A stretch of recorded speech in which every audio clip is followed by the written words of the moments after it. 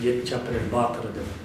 Далайлары пособие алып, далайлары квартира алып, далайлары ошентип иш аракет кылып баштагандан кийин мына эми шайлоо болот. Шайлоого силер ата мекенге бизге член болушуңар үчүн биз революция баатыры деп 7 апрелдин баатыры деп силерге буйрук таратабыз, бизге добуш бересиңер деп канча адамдарга ушундай чаржайып таратылганда, алганда өзбек менен кыргыз улут арасында согушуп ошол жерде союш болгондо түстөн түз бир жерде далил болуп чыккан. Убактылуу өкмөттүн ошол жерде байланышы бар. Текоевдин иниси Бектур Асанов да ошол жакта жүрдү. Анын баары эми камерада бар да, бүт баары интернет булактарында кандай болгону. Кийин өзүм түрмөдө отуруп калып Чотоновго жолуктум 27 колонияда. Текоев болсо 47 колонияда отуруп, Атамбаев отургузуп аларды. Нарымбаев деген бар болчу. Данияр Ильич деген. Аны да отургузду Атамбаев, кийин чалып тургандар чаап туруп. Ошондо бир эле суроо бердим мен. Түрмөдө жүрүп, кандай чыгып отуруп калдыңар деп. Кандай чыгып отуруп калып, анан ошо 10-жыл боюнча, июнь калган боюнча, 7 апрель боюнча акырын сураштырганда ошол жерде көп нерсе болуп чыккан. Уруулар курултай болгондо Каптагаев экөө курултайдан курултай өткөзүп Текоев мактанганы бар да, интернет булагынан жүрүп. Мен атайын ушу кыргыздардын курултайын жокко чыгарыш үчүн, Кыргызстанда курултай деген сөз болбош үчүн, парламенттик шайлоо болуш үчүн биз атайын курултайдын мүнөсүнө курултай өткөзүп, эл жиркенгенде кылганда Текоевдин ушу айткан сөзү бар. Анан мен бүгүн чыкканымдын бирден бир себеби 7 апрель уюму кече жакында президентке чейин чыгышты. Президентке чыгышып, бизден уюмдун атынан деп ошого чейин догонушуп, суранышып, президент өзүнө кабыл алып, тастыкталып чыкпады. Ар бирлер мындай интервью беришти. Биз президент чакырды экенибизди көрсө, биз өзүбүздүн топ арабыз да, ушундай биз акча сурап атабыз, сөздүн ачыгы. Бийликтен ушу бизди карап коюшсун, бизге иш берсин, бизге бирдеке административный здание берсин дегенге чейин барып атат деп өз араларында ушундай өлүп жаралгандар болуп атат да. Бул өлүп жаралгандардын себеби эмнеден болуп жатат? Бүгүнкү күндө баягы чыр чыгарып, элди бирдекеден бир нерсеге алып барып, жарга такап коелу деп, азыр ошо 7 апрелде жанагы бузуку топтору бийликтен бир нерсе дагы болсо баланча имаратты бергиле деп жүргөн топ бүгүнкү күндө артында ошо бирөөлөр турушу мүмкүн деп жеке оюм айтып кетишим мүмкүн. Бүгүнкү күндө Рысбек Өмүрзаков деген бизде журналист болуп жүргөн, ошо киши китеп чыгарган. 16-жылы биз баягы Атамбаевдин чындык чыркыраганын айтып, бул китепти Талас областында таратканда, муну ошол убакта Сегизбаевдин кишилери аңдышып, изимайт этишип, ал балдарды коркутушуп, бирок бул китепти колдон кол коюп окугандар көп. Ошондо 7 апрелде баягы күбөлүктү алып, мен революция баатырымын дегендер көп ошол убакта акырын тымызынан отказ кылган могу китепте.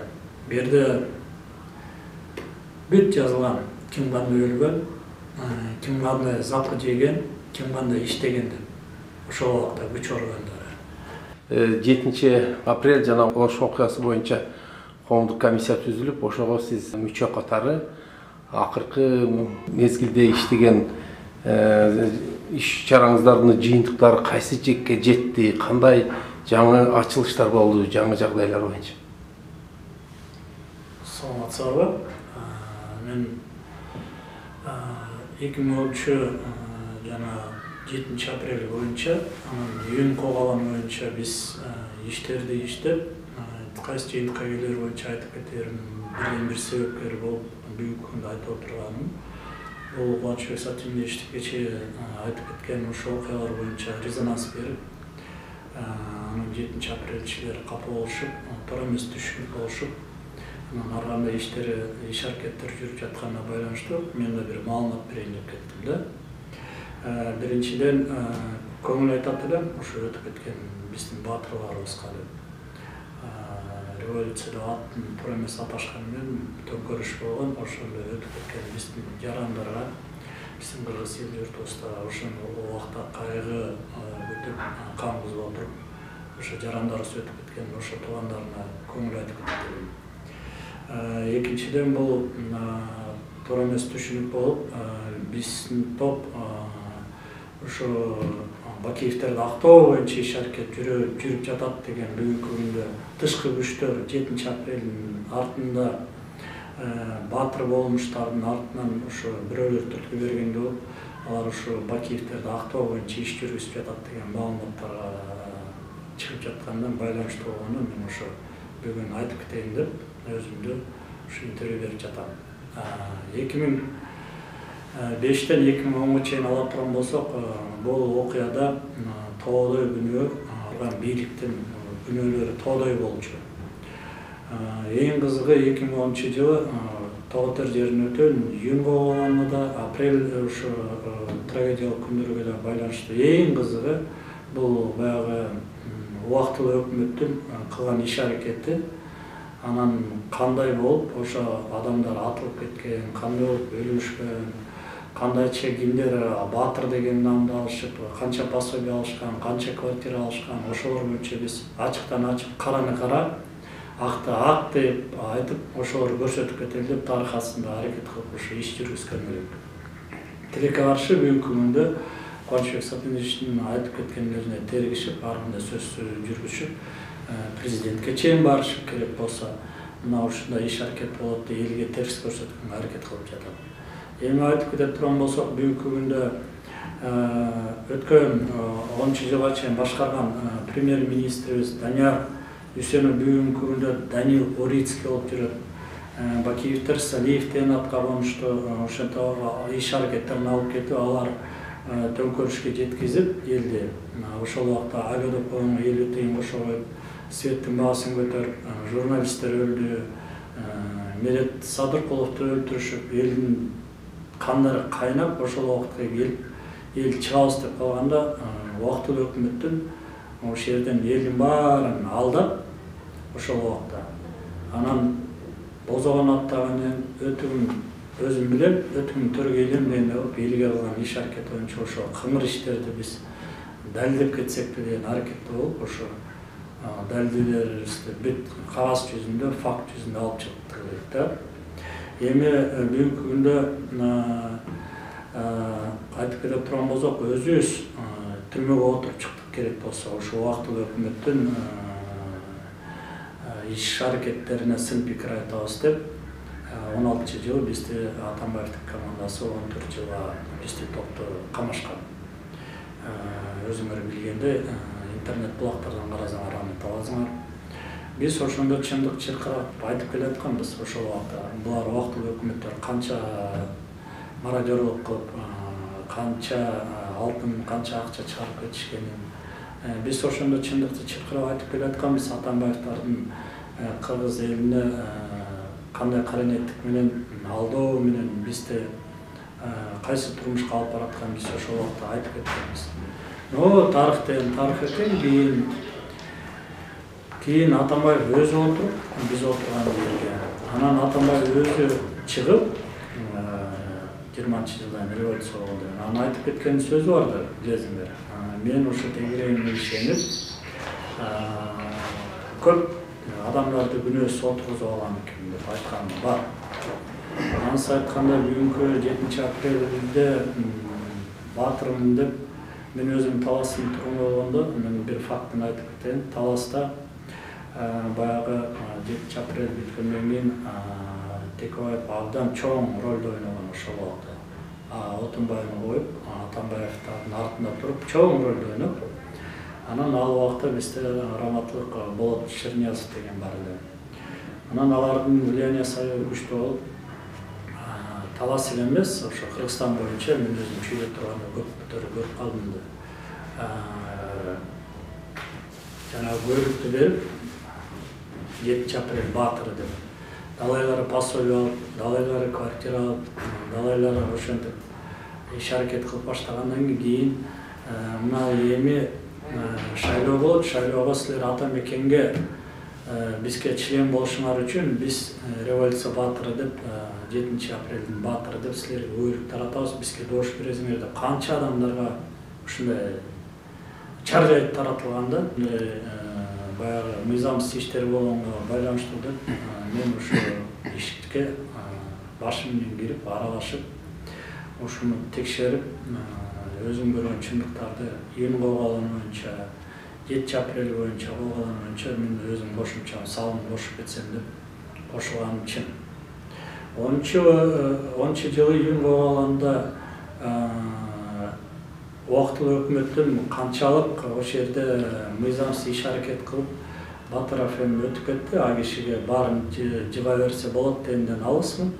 А киши менен сүйлөшүүлөр болуп, бүт баары аныкталып, а кишини качырышып акырында өстүр убактылуу өкмөт. Анан элден жашырып, Отунбаев эжеке сайтта кетпеди, бул кара эшикти ачып эмне кыласың, артынча эле жата бергиле деп.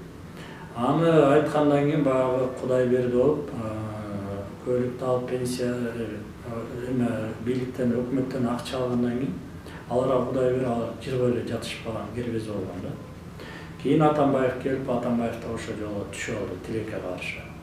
Тилекке каршы ошол убакыт жолго түшүп алып туруп, бул 7 апрелде жана июнь койгондон текшергенден баш тартышты булар мыйзам чегинде. Акырын өздөрүнчө комиссия түшүп, анан ал комиссиянын аттарын атайлап коюп, алар албетте бийлик тарапка тартып туруп, анан мындай жокко чыгарып койду да бул окуяларды.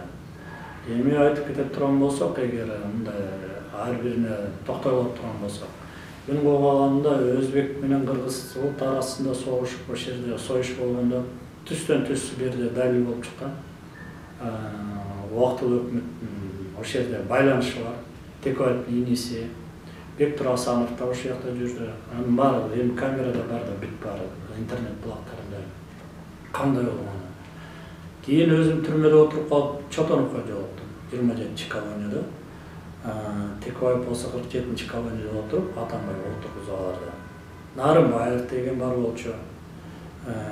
Данияр Ильич деген.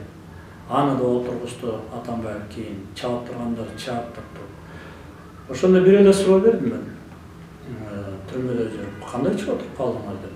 Кандай чыга отуруп калып, анан ошо 10 жыл боюнча, июнь койгондон боюнча, 7 апрель боюнча акырын сураштырганда ошол жерде көп нерсе болуп чыккан.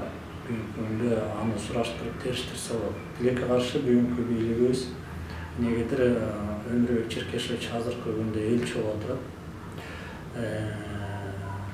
Ал убакта бүт 90% ролду ошо түрмөгө отурганча Текоев Өмүрбек Черкешевич башкарып турган ошо оюндардын баарын ушундайга алып барып элди башаламандыкка алып барган.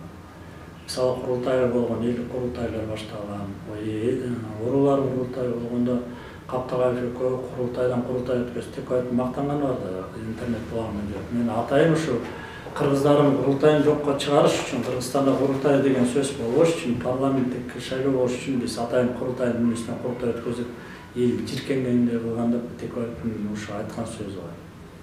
Текоевдин үстүртөн башкарып Отунбаевны жана ушу Атамбаевди башкарып келгенде болгон, өзүнүн тилегине каршы Атамбаевдер кийин отурушпады. Кийин ошондо баары билинди да, эмне кандай болгон. Анан 7 апрель боюнча токтолуп кете турган болсом, Кубанычбек Исабековичтин сөзүнө кошулам. Баатырлар деп баткендик окуя болгон. 99-2000 жылы канча деген генералдар, канча деген офицерлер, генералдар эми ташыратсаң генералдарга тийип, генералдардын баары качып кеткен. Солдат офицерлер керек болсо ошо тоого барып, кадимкилер тамак истешип калышкан, ошондой фактылар болгон. Ошол убакта бизде чекте туруп, анан ошол убакта Кыргызстандын жерин сактап калган ошолор баатырлар канчасы өтүп кетти. Менин билишимче айтып кетсем, бир офицерибиз жанагы 40ка жетпеген каракчыларды, душмандарды басып барып, 5 эле балыкчылык мергенчилерден турган адамдарды алып, анан ошо 40 каракчыны жок кылган ошол убакта. Эми анын аты жөнүн айтсам дагы айтат, бул ошо пиарить этип атат, аты жөнүн айтпайлы коюп. Ал убакта Баатыр деген нам жок болуп, Аскар Акачага бир бычак берген, Кортик деген, анан Эрдик деген 2 медаль берип койгон болду. Ошон баатырлар бүгүнкү күнгө чейин баа берилбей, ошондойдон калып кеткен. Ошондой баатырларыбыз, ошону жок кылган баатырларды Токоев менен Абдыгул Чотбаев кечирип коюшсун, качышып кеткен вертолетко отуруп ушундай фактылар болгон. А именно ушул офицер барып туруп баарын жокко чыгарып, жок кылып келип, кийин аны жеткизгенде баатырына аны беришпей, мына ушул убакытка чейин жүрөт. Азыркы күндө пенсияда ал баатырыбыз.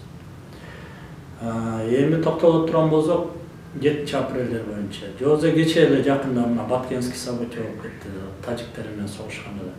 Бизде жаш балдар өтүп кетти. Мына Баатырды ушуларды айтсак болот. Болор иш болду, боёганды деп муну менен калтырып койбой, 10-жылы болгон окуя болду. Бирок убактылуу өкмөт элди алдап, анан жанагындай көлүктү берип, элдерди акырын гана сороттуруп, акырын кылган иш аракеттерин баары аягы эмне менен бүттү. Өзүңөр билесиңер канча миллиардтан карызга баттык, элди баары кандай кайсы жарга такап койгонуна акыры бүгүнкү күндө болор иш болуп, азыр болуп жатат. Баатыр деп Ак жол партиясынан Жумабеков Турдукан эжекебиз бар, юридикалык доктор наук. Ал эжекебиз мен мындай бийлик менен иштей албайм деп туруп, Ак жол партиясынан жогорку кеңешке барып туруп, көлүгүн берип туруп чыгып алып кетип калган. Мына баатырлыкты айтсак болот. Баатырлык деп бүгүнкү күндө Медер Алиев деген жогорку кеңеште бир депутатыбыз бар. Өткөндө акырын сунуштама киргизди. Бул соттор, бул следовательдер, бул прокурорлор, баягы мурункудан бери келаткан дежурный болуп келеле, ар кимди мыйзамсыз отургузуп бергендерге качан чара көрүлөт. Ушуну бир мыйзамдаштырып туруп, анан ошолорго баа берип, ошолорду жок кылбайлы мыйзамдын астында десе, акырын эч ким унчуккан жок. Мунун баары эмне үчүн айтып отурам? Мыйзам иштебей жатат, тилекке каршы. Мыйзам иштебей жатат бүгүнкү күндө. Баягы эле прокурор, баягы эле соттор өз башыман өтүп көрдүм. Баары кандай указ берсе ошондой тагыт калган бар. Сегизбаевдин администрациясын көрдүм, ГКМда кандай сотрудниктер до сих пор иштешип жүрүшөт. Прокурор сотторду көрдүк, алар заслуженный дегенди алып отурушат бүгүнкү күндө. Медералиевдин сөзүнө кошулуп кетет элем. Анан мен бүгүн чыкканым бирден бир себеби 7 апрель уюму кече жакында президентке чейин чыгышты. Президентке чыгышып, биздин уюмдун атынан деп ошого чейин доболмушуп суранышып, президент өзүнө кабыл алып, тастыкталып чыкпады. Ар эрлер мындай интервью беришти. Биз президент чакырды экен десе көрсө, биз өзүбүздүн топ арабыз да, ушундай биз акча сурап атабыз, сөздүн ачыгы.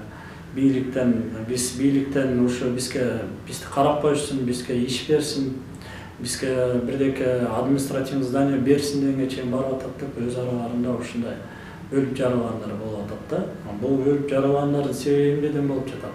Бүгүнкү күндө баягы чыр чыгарып, элди бирдекеден бир нерсеге алып барып, жарга такап коелу деп, азыр ошо 7 апрелде жанагы бузуку топтору бийликтен бир нерсе дагы да болсо баланча имаратты бергиле деп жүргөн топ бүгүнкү күндө артында ошо бирөөлөр турушу мүмкүн деп жеке оюм айтып кетишим мүмкүн. Себебинде урматтуу эл журт баштан өттү, биз отуруп чыктык чындыкты айтып. Ката айтсам кечирип койгула, өзүбүзгө негизи сооп жок. Чындык айткан балдарды отургузуп койсо отуруп, көрүнгөндө жазып, көрүнгөндө ар кандай нерсеге түрткө берип коюп, барып отуруп калгандар бүгүнкү күндө бул факт болуп жатат. Бүгүнкү күндө эмнеге чакырып кетет эле? Мыйзам, азыркы бийлик иштеп аткан мыйзам абдан жакшы мыйзам кабыл алды. Эгер эл журт ойгонуп, баягы выборго барып, анан ошол жерден татыктуусун тандап алсак, эч ким отурбайт. Анан баягы революция көнүп алдык дегенде болуп, бирөөдөн бирөөгө түрткү болуп, анан бирөө туура эмес сүйлөп, каршы сүйлөп койсо эле буларды базага алып, камап атат дегенге чейин эл журттун арасында ушундай эме бөлүнүш адетке көрүнүп калдык да, бүгүнкү күндө мен чакырып кетет элем. Бүгүнкү күндө ар ким башын сая бербейт, бүгүнкү күндө мыйзам чегинде жашашка аракет кылыш керек. Мыйзам чегинде биз шайлоого барып, татыктуу шайлап, ошол татыктуу келгенде гана тынчтык болот деп ошо чакырып кетет элем. Биздин топ бир бийлик же болбосо бир имарат сурап иш аракет кылган жокпуз. Тарых астында бир иштер болуп кетсе экен, таза агын ак, карасын карасындай деп ошону айтып кетсекпи деп, далилдеп кетсекпи деп иш аракет кылганбыз. Бүгүнкү күндө Ырысбек Өмүрзаков деген бизде журналист болуп жүргөн, ошо киши китеп чыгарган. 16-жылы биз баягы Атамбаевдин чындык чыркыраганын айтып, бул китепти Талас областында таратканда, муну ошол убакта Сегизбаевдин кишилери аңдышып, изимайт этишип, ал балдарды коркутушуп, бирок бул китепти колдон колго өтүп окугандар көп. Ошондо 7 апрелде баягы көбөлүктү алып, мен революция баатырымын дегендер көп ошол убакта акырын тымыздан отказ кылган бул китепте. Бу жерде бүт жазылган, ким кандай өлгөн, ким кандай запы жеген, ким кандай иштеген деп ошол убакта күч органдары. Аңсы айтканда бизде 7 апрелчилердин бүгүнкү күндө иш аракет кылып аткан жанагы Кубанычбек Сатыновичтин тобун жамандап, анан ушун Бакиевтерге тартып атат дегенден алысмын. Мен ачыктан ачык айтып кетем, бүгүнкү күндө аларды актоо же болбосо жактоо жагын өтөп турган эч кандай маселе жок. Бу жерде ачыктан ачык бүт баары чындыкты алып чыгып, элге тартуулап бериш керек. Кубанычбек Сатынович өзүнүн кайдыгысында айтып атпайбы? Мен күнөөлүү болсом, мен соттолгом. Мен күнөөлүү болсом, могу иш аракетке баа бергиле. Мени чакырса, мен барып кагыздардын баарын алып барып берем. Мыйзам чегинде деп. Анан биз ишенип турабыз, бул чындык чыгыш керек. Бул чындык чыгып, тарыхта кыргыз эли экинчи бул кайталанбаш керек. Революция деген сөздү унутуш керек. Тарыхта мыйзам жолунда кыргыздар өзүнүн президентин шайлап алганга дареметтери жетет, акылдары жетет, татыктуусун шайлап алды деп тышкы саясий боюнча жана ички саясий боюнча иш алып баргандарга биз ошолорго түзүп беришибиз.